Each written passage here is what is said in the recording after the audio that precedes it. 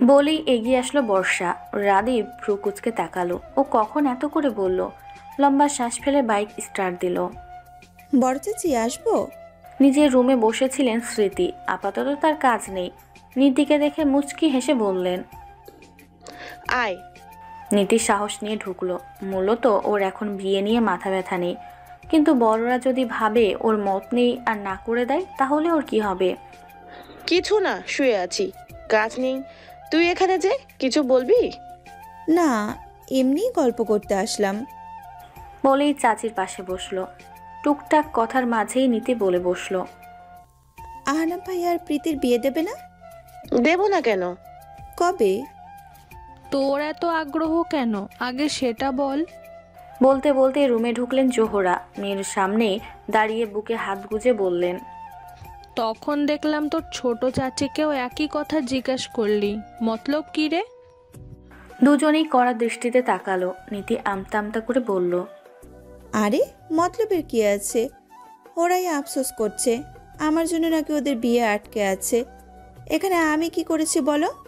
তাই তো জিজ্ঞেস করছি। কথাটা মিথ্যে হলেও দুইজন স্বাভাবিক হলো। স্মৃতি ওর মাথায় হাত দিয়ে বলল, আরে না, তোর জন্য না, আমরাও ভাবছি এই নিয়ে।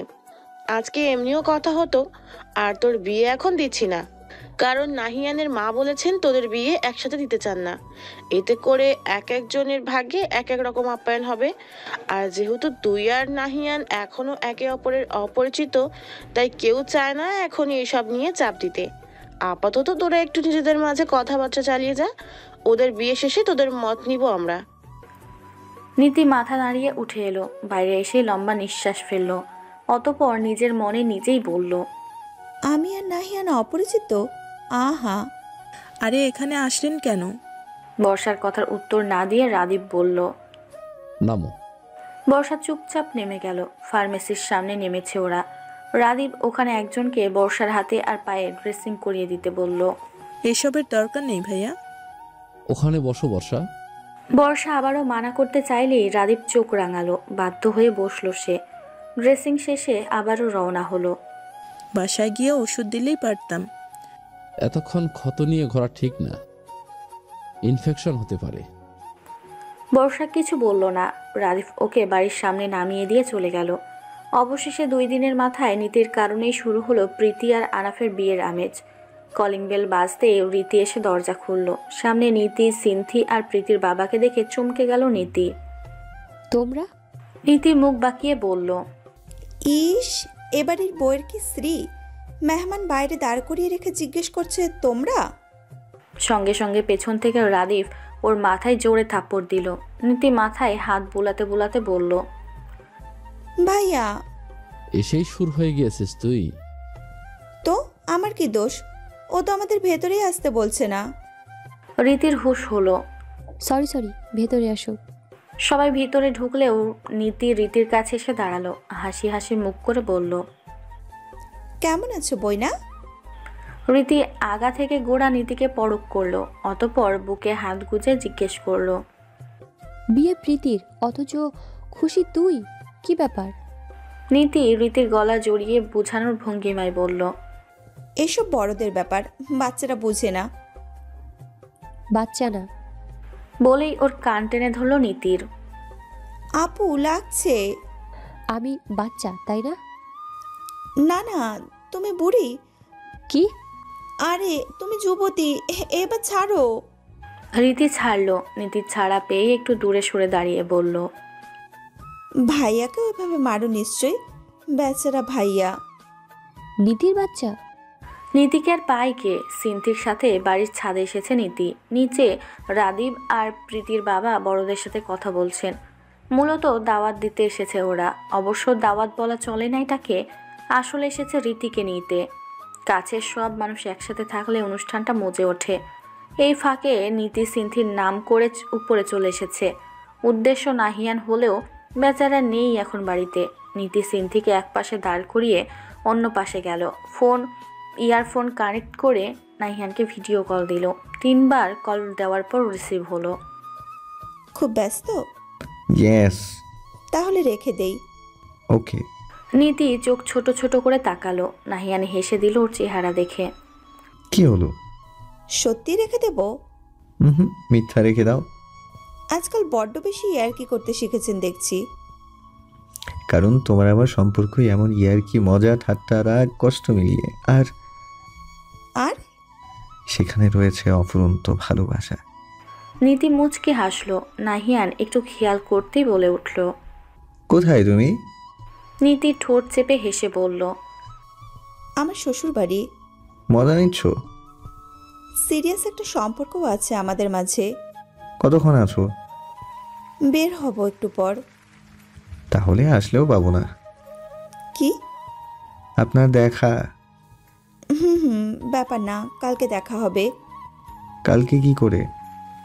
আরে প্রীতির বিয়ের শপিং করব, কত কাজ। আপনি আসবেন না? আমার কাজ আছে প্রিয়। ছুটি নেবেন? নেওয়া যাবে না। নতুন অবস্থাতেই এখন ছুটি নিলে রেকর্ড খারাপ হবে। নীতির মুখের হাসি মিলিয়ে গেল। ছোট্ট করে বলল, ও। নাহিয়ান মৃদু কণ্ঠে জিজ্ঞেস করলো, মন খারাপ হলো? হুম, তবে কুছ নেই। আচ্ছা রাখি, সিনথি এসে পড়বে, আবার যেতেও হবে। ওকে। ওকে বললেও কেউই ফোন কাটলো না। নাহিয়ান মুচকি হেসে বলল, ভালোবাসি। সঙ্গে সঙ্গে ফোন কেটে দিল নীতি। তাই দেখে হেসে ফেলল নাহিয়ান। মেয়েটার এমন হুটহাট লজ্জা ওকে আনন্দ দেয়, খুব আনন্দ দেয়। শাড়ির দোকানে মুখ ভার করে বসে আছে নীতি। রীতি, প্রীতি, রাদিফ, আনাফ আর রাদিয়া নামক মেয়েটির শাড়ি দেখছে। নীতির এসবে মন বসছে না। নাহিয়ান আসবে ভেবেছিল, কিন্তু তার তো মেলা কাজ। আপাতত শাড়ির দিকে মন নেই। রাদিয়া প্রীতির খালাতো বোন, প্রীতির সমবয়সী। সে একটা টকটকে লাল রাঙা শাড়ি হাতে নিয়ে নীতির গায়ে জড়িয়ে বলল, লাল রংটা তোমার দারুণ মানায় নীতি।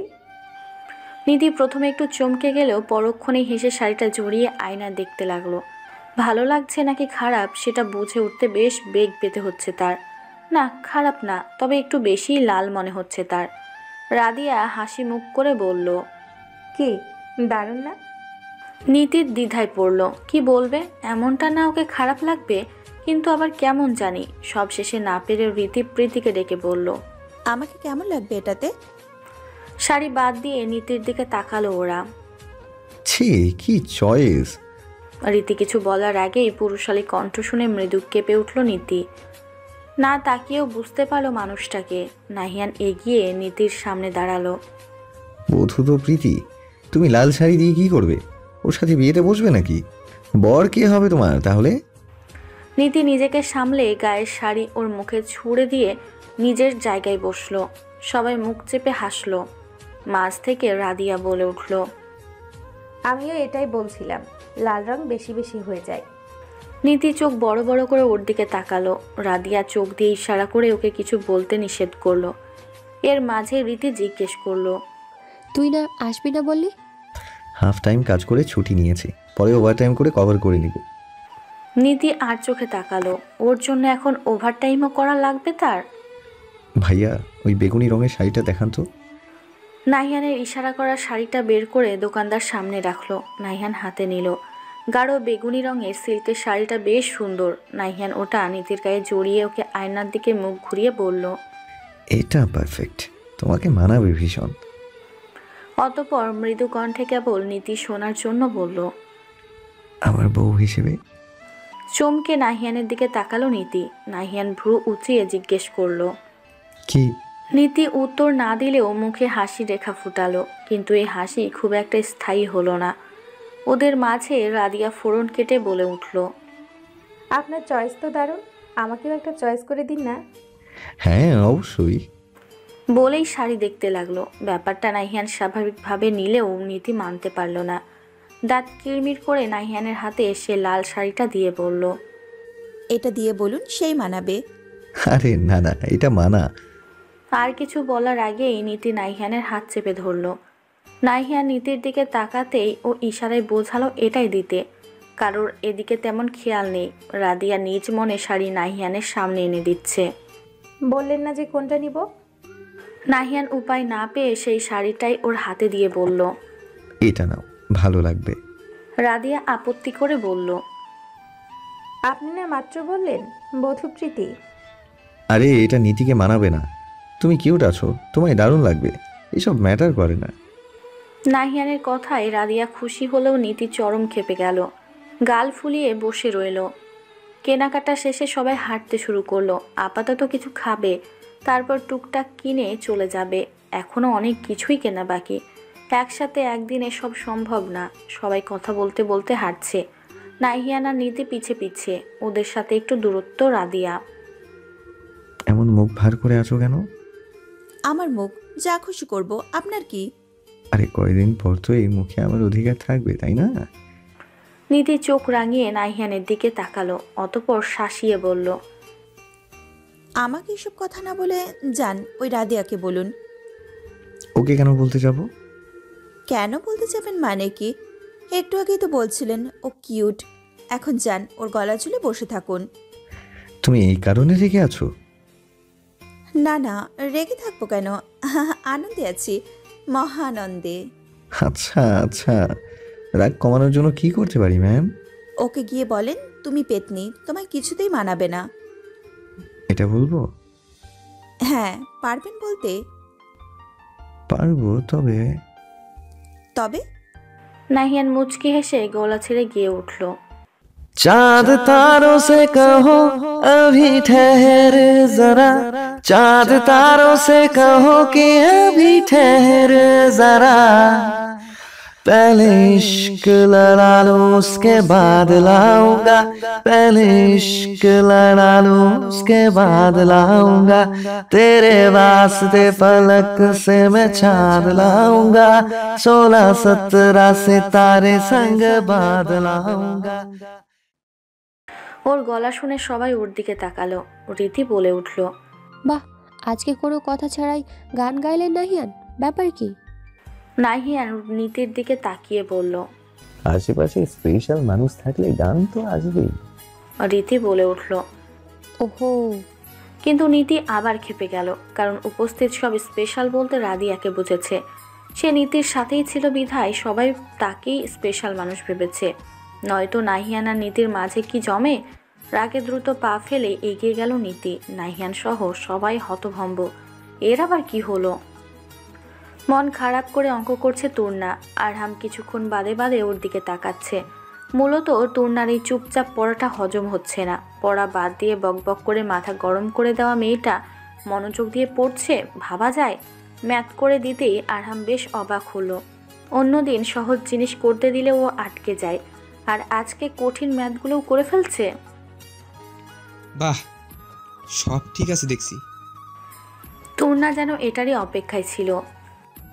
আমি তো সব পেরেছি, এবার মাকে বলুন আমি পড়া সব পারি। আরহাম বোকা বনে গেল। মানে? তুর্না চুপ করে রইল। কি হয়েছে বলবে তো? ওই যে শাফিন ভাই আছে না, তার বউয়ের চাচাতো বোনের সাথে চাচাতো ভাইয়ের বিয়ে। ভাবি তো আগেই চলে গিয়েছে, আমাকেও যেতে বলেছে, কিন্তু মা দিচ্ছে না। বলেছে আপনি যদি বলেন আমি পড়া ঠিক মতো পারছি তাহলেই যেতে দিবে।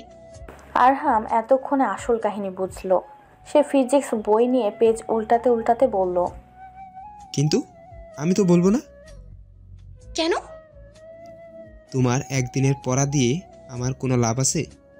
তুর্না মুখ ভার করে বলল, আমি এসেও মন দিয়ে পড়বো, সত্যি। আরহাম কিছুক্ষণ ভাবলো, অতঃপর বলল, বেশ, তবে শোনো, তুমি বিয়ের 3 দিন আগে যেতে পারবে। 3 দিন আগে গিয়ে কি করব? আর শপিং কবে করব? 3 দিন আগে যাবে। এর মাঝে 4 দিন আছে। এই 4 দিনে আমি প্রত্যেক সাবজেক্টের একটা করে টপিক দিব, তুমি পড়বে। সব পড়া ঠিক মতো দিতে পারলেই আমি চাচিকে বলবো, নয়তো আশাবাদ দাও।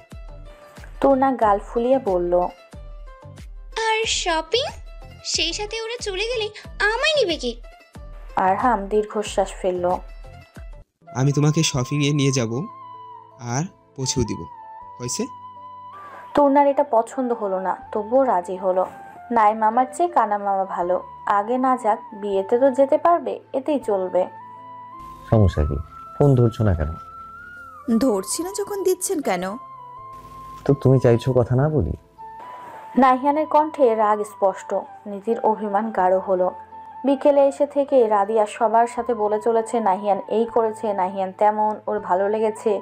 এক প্রকার বিরক্ত হয়েই নীতি সরে এসেছে সেখান থেকে, ভালো লাগছে না কিছু তার মাঝে নাহিয়ানের ফোন। সব রাগ এখন নাহিয়ানের উপর গিয়ে পড়ল। ফলস্বরূপ বলে উঠল,